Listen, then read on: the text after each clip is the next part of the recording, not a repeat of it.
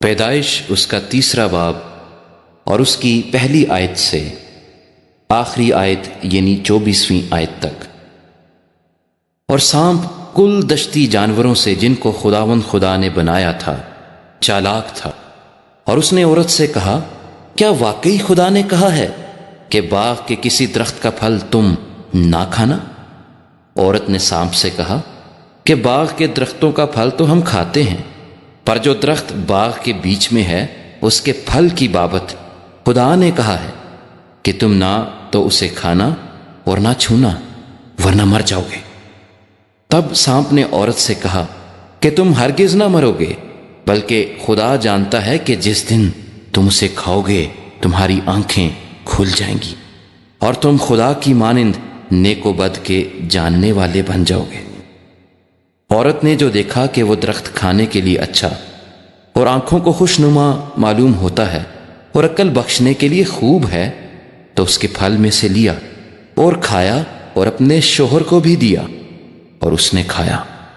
تب دونوں کی آنکھیں کھل گئیں اور ان کو معلوم ہوا کہ وہ ننگے ہیں، اور انہوں نے انجیر کے پتوں کو سی کر اپنے لیے لنگیاں بنائیں، اور انہوں نے خداوند خدا کی آواز جو ٹھنڈے وقت باغ میں پھرتا تھا سنی، اور آدم اور اس کی بیوی نے آپ کو خداوند خدا کے حضور سے باغ کے درختوں میں چھپایا۔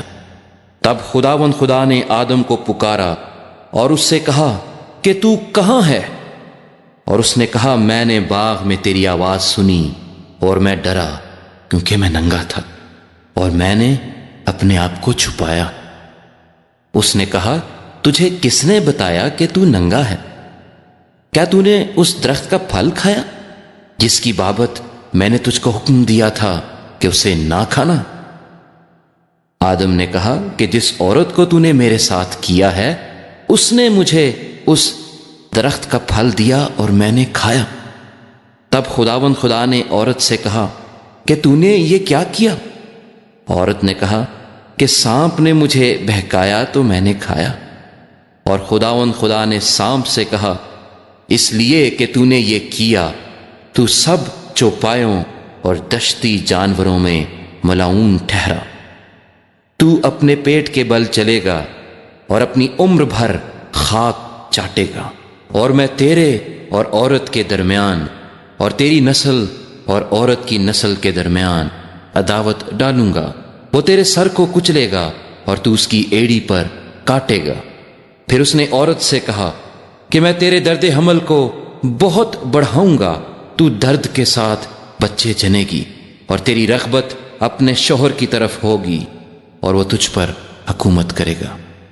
اور آدم سے اس نے کہا، چونکہ تو نے اپنی بیوی کی بات مانی اور اس درخت کا پھل کھایا جس کی بابت میں نے تجھے حکم دیا تھا کہ اسے نہ کھانا، اس لیے زمین تیرے سبب سے لعنتی ہوئی۔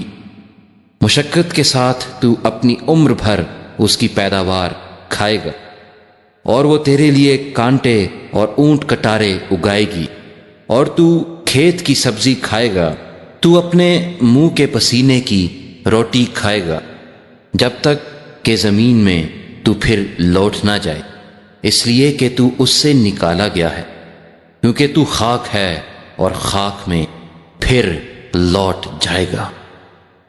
اور آدم نے اپنی بیوی کا نام حوا رکھا، اس لیے کہ وہ سب زندوں کی ماں ہے۔ اور خداوند خدا نے آدم اور اس کی بیوی کے واسطے چمڑے کے کرتے بنا کر ان کو پہنائے۔ اور خداوند خدا نے کہا، دیکھو انسان نیک و بد کی پہچان میں ہم میں سے ایک کی مانند ہو گیا، اب کہیں ایسا نہ ہو کہ وہ اپنا ہاتھ بڑھائے اور حیات کے درخت سے بھی کچھ لے کر کھائے اور ہمیشہ جیتا رہے۔